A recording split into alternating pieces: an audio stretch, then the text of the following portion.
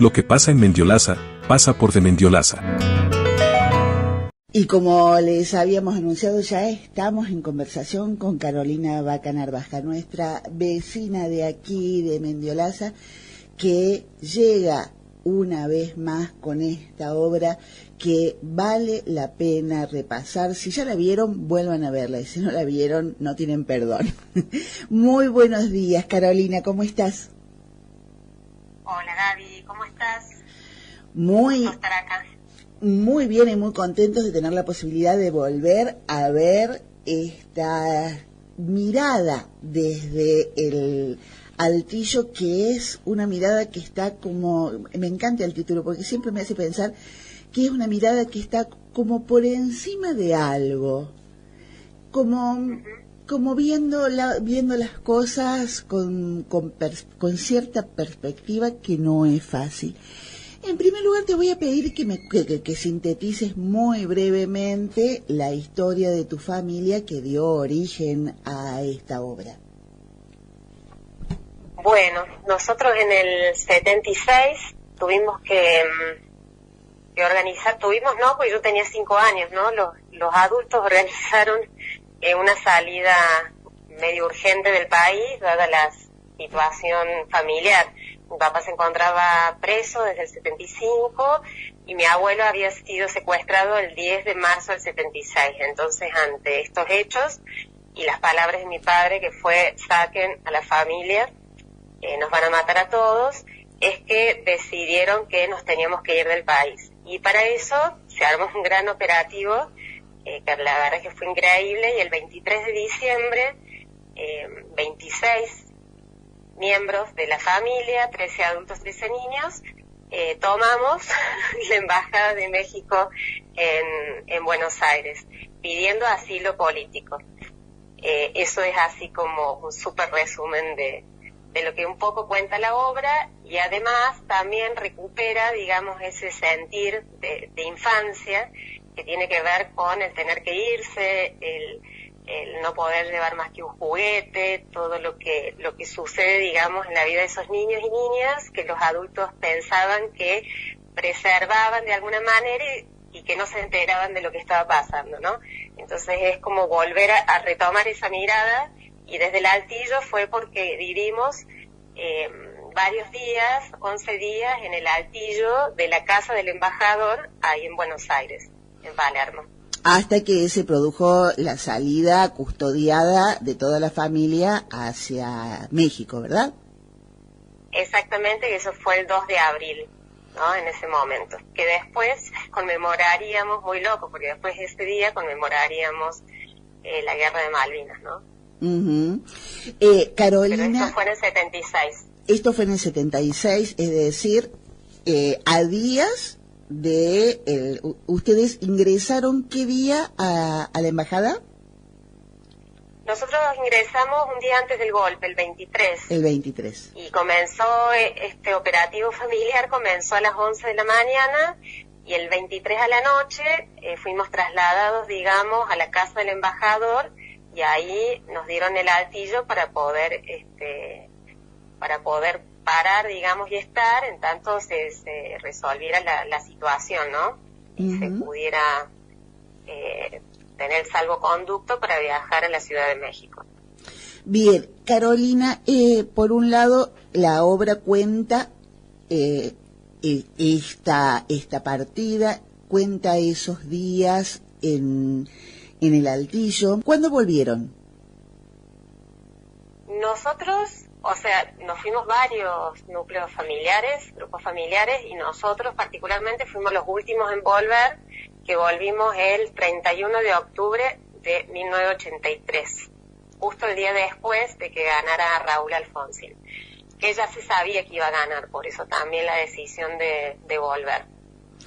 Y vos ya eras una adolescente. Yo justo ingresaba al primer año del secundario, que muchas veces cuando hacemos la obra, que en realidad termina cuando la obra cuenta, digamos, hasta el momento en que nosotros tomamos el avión para ir a la Ciudad de México. Bueno, spoilé un poco, pero Pero, y muchos adolescentes dicen, bueno, ¿y qué pasó qué pasó en México? Dicen, y después, ¿qué pasó cuando volviste? ¿No? Porque la verdad es que son dos historias, dos grandes historias también, porque son momentos muy diferentes, la vida en México y después cuando volví a encontrarme otra vez con la Argentina. Primero que llegué, primer año del secundario, no sabía el himno, sabía el himno mexicano porque hice toda mi primaria allá. Entonces fue realmente como volver a encontrarse en un país en el cual no habíamos crecido. O sea, fue como un segundo desarraigo. Así que, pero eso sí es otra historia. Bien, eso lo contarás en algún momento también, espero. Quizás. Carolina, ¿y esta narración es solamente tu persona arriba del escenario con una serie de objetos? Contanos, por favor, contá qué objetos son y cómo fue la selección de esos objetos, y contanos de la dirección de esa obra que realmente se nota como completa tu mirada. Sí, exactamente, es como muy particular porque fue todo un proceso muy muy lindo, muy amoroso con Nela Ferris, que es la directora, y que de alguna manera queda un poco en escena, acompañando, apoyando, siguiendo el hilo de la memoria, que es tan frágil también, ¿no? Porque yo relato hechos, hago un relato donde por momentos, que es muy loco en algunas fechas claves, me equivoco, entonces la miro y se genera como una relación permanente con la Nela. Entonces tiene como esa particularidad de alguna manera. Si bien yo estoy en escena sola, ella está a un costado del escenario junto al público, apoyando permanentemente lo que está sucediendo, ¿no? Como guía, como acompañando, y está buenísimo. Empezamos a trabajar con mis objetos, mis muñecas, las que traje, las que pude traer de México, y desde ahí fue saliendo ese relato, y desde ahí fueron saliendo los recuerdos, el trabajo con los objetos. Aparecen también otros objetos que son más simbólicos, metafóricos, y que buscan también generar alguna poesía dentro de esta historia, ¿no? Por eso lo hacemos, decimos teatro de objetos, porque es a partir de esos objetos que se narra. Y a partir de esos objetos también fue como ir recuperando esa memoria de infancia. Me fui acordando a medida que iba contando de dónde habían salido en el proceso, ¿no? De dónde habían salido, qué cosas hacía, recuperar esos juegos, las acciones, hasta el color y la ropa de los muñecos. Así que en realidad sí tiene que ver con todo un proceso de memorias que muchas veces aparecen de forma fragmentada, que es interesante. Sí, y además es muy interesante que las muñecas hayan esas con las que trabajes en el escenario sean exactamente las que volvieron con vos desde México, que todavía las guardes. Sí, tal cual. Una de ellas, la negrita, se fue conmigo de la Argentina, estuvo todo el exilio, digamos, y después volvió y la seguí guardando. Yo digo, bueno, quizás, porque estaba esperando el momento de relatar esta historia, ¿no?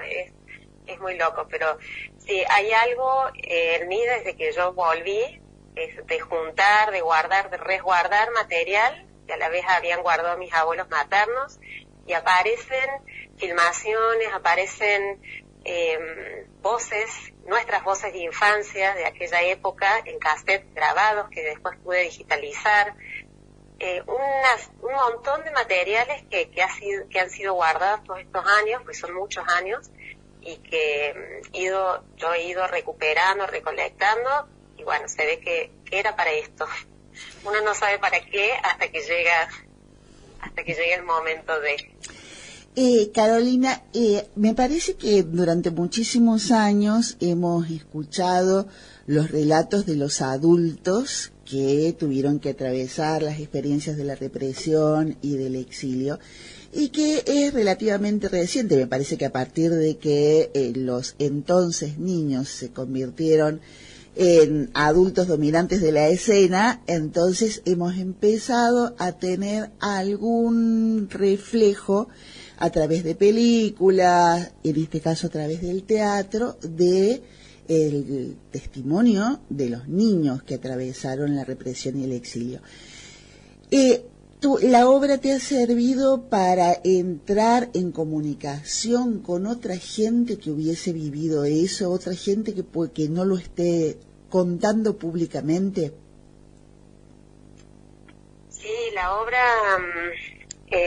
genera, digamos, como cierta sensibilidad y se ha acercado mucha gente con historias similares. Inclusive tuvimos la oportunidad el año pasado de estar compartiendo el trabajo en distintos lugares de España y la gente empezaba a hablar también de esos exilios en la época de Franco, ¿no? Que no se han...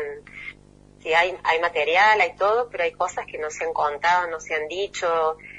Bueno, particularmente no ha habido instancias como acá, digamos, de justicia y de juicios.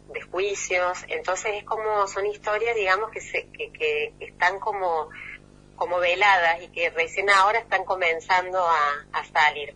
En el caso de acá de Argentina, yo cuando estuve en todo el proceso me incorporé a hijas del exilio, ¿no?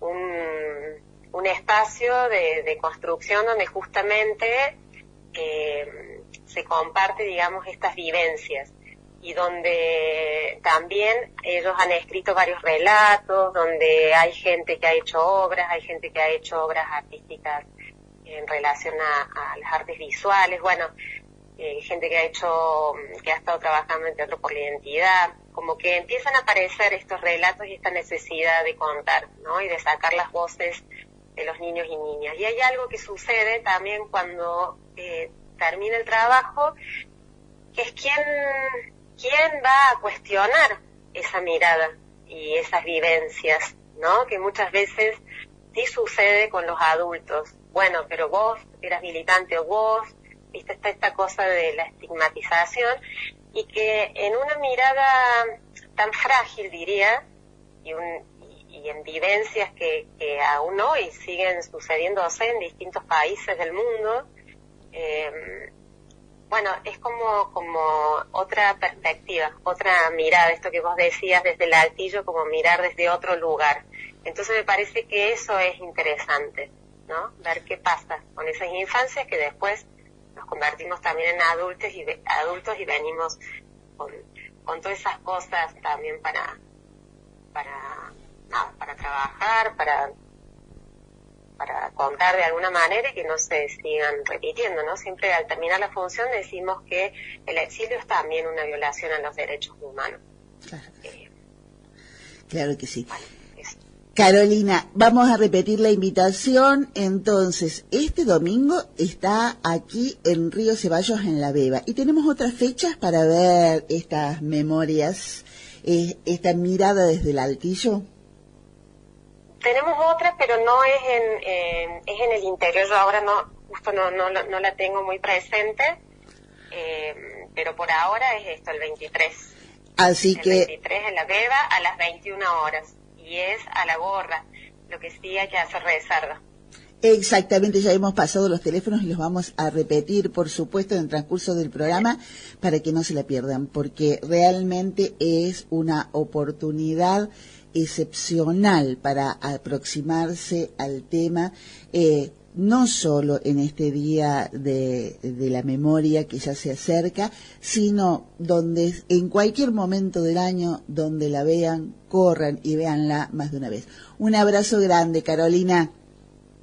Un abrazo, Gaby, muchas gracias. Era Carolina Bacanarbaja, nuestra vecina de aquí de Mendiolaza y además protagonista en todos los sentidos de esta obra, desde el altillo, historia de un exilio. Mañanitas de Mendiolaza. Martes a viernes, de 10 a 12, por la 102.7 FM de Mendiolaza. Vecino.